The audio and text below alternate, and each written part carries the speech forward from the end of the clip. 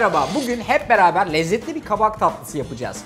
Ama bunu tencerede değil, fırında pişireceğiz. İhtiyacımız olan malzemeler: kabak, toz şeker, su, servis ederken birazcık tahin, birazcık ceviz.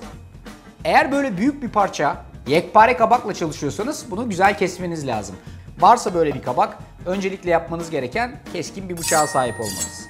Bıçağınızı birazcık bileyleyin, kabağa doğru bir teknikle girişin. Ben her zaman olduğu gibi Sivilink kullanıyorum.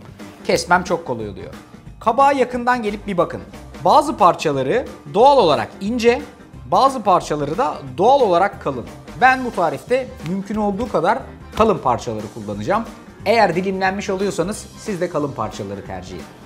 Yapacağımız şey, bıçağımızla kalın parçanın olduğu yerden ilk darbeyi vurmak. Aşağıya doğru kabağın boylu boyunca ilk bıçak darbesini vuruyorum.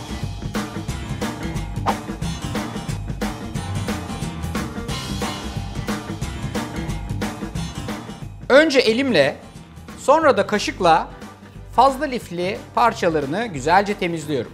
Mesela bu mevsimlerde özellikle restoranların kapısında bol bol kabak görürsünüz. Biliyor musun Özlem neden?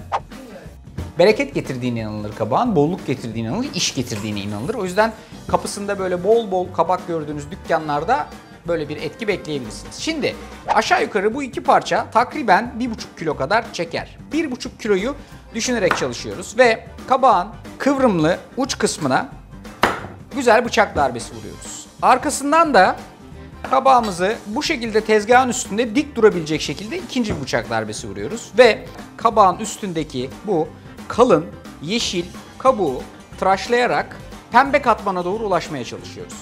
Keskin bıçak, özellikle böyle bir tarifte 10 numara. Uç kısmına bir bıçak darbesi vuruyorum. Ve bu arkadaşı şöyle yan deviriyorum. Arkasından da mümkün olduğu kadar net bıçak darbeleri vererek bundan düzgün dilimler çıkartmaya çalışıyorum. Bir parmak kalınlığında dilimler.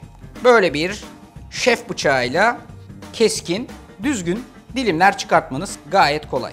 Mümkün olduğu kadar köşelerindeki fazlalıkları alarak gördüğünüz gibi kabaktan böyle hafif köşeli dilimler çıkartıyoruz. Sonra da pişireceğimiz fırın kabının boyuna göre bunları ölçeklendiriyoruz. Eğer kalan parçalardan bir şey yapmak isterseniz YouTube'daki Arda'nın Mutfağı kanalında nefis bir bal kabağı çorbası var. Hatta ya o kadar güzel ki en çok izlenen çorba tariflerinden bir tanesi valla. Bu parçalar ne olacak? Atacak mıyız? Asla. Bu parçaları ister taban, ister üst olacak şekilde rendeliyoruz.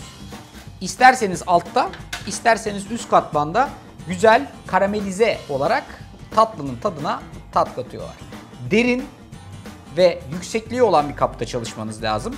Ve bu kabın tabanını hazırladığınız bu rende havuçlarla dolduracaksınız. Arkası... Havuç demiyoruz. Ha, doğru, kabak diyoruz. Niye havuç dedik ki?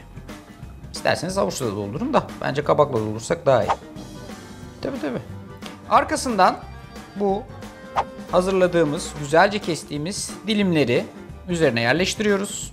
1 ila 1,5 bardak kadar toz şeker, kabınızın derinliğine göre yarım ila 1 bardak kadar su ekliyorsunuz. Üzerini alüminyum folyo ile kapatıp 250 dereceye önceden ısıtılmış fırına bu arkadaşı atıyoruz. 250 derecelik fırında 50 dakika kadar pişecek bu.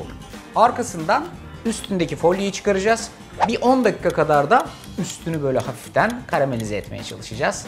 Ondan sonra ocakta pişenden çok daha güzel pişmiş fırında lezzetli bir bal kabağı olacak. Bunu ne yapacağız? Komşuyla paylaşacağız. Konu komşuyla paylaşalım. Olay bu. Şimdi sahneye Şehnaz Ergin'i davet ediyorum. Alkışlarla Şehnaz geliyor.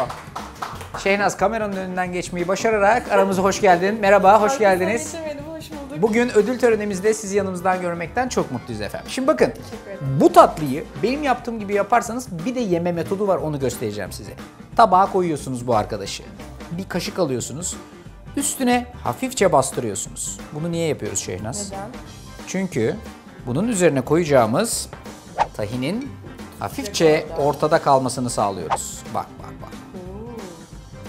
Ama bu bize yetmez. Birazcık da şöyle kenarlarından gezdiriyoruz. Böylece hem üstünde kalıyor Hem kenarlarında. hem kenarlarında kalıyor. Daha çok lezzetler patlasın. Her güne bir pratik bilgi. Üstüne de birazcık ceviz. Laps değil mi? Süper olur.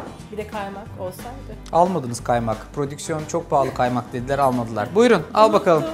Kaymak almayı unutmuşuz prodüksiyon olarak. Buyurun canım. Afiyet olsun. Eline sağlık. Ne demek? Hepimizin eline sağlık. Bakıyoruz. Şöyle bak bak şöyle. Pişmiş mi? Tabii zaten bu canın eki. Hafif kıvamında bir kabak tatlısı istiyorsanız bu tarif tamamdır. Karşınızda Arda usulü böyle fanfinli kabak tatlısı fırında. Kolay.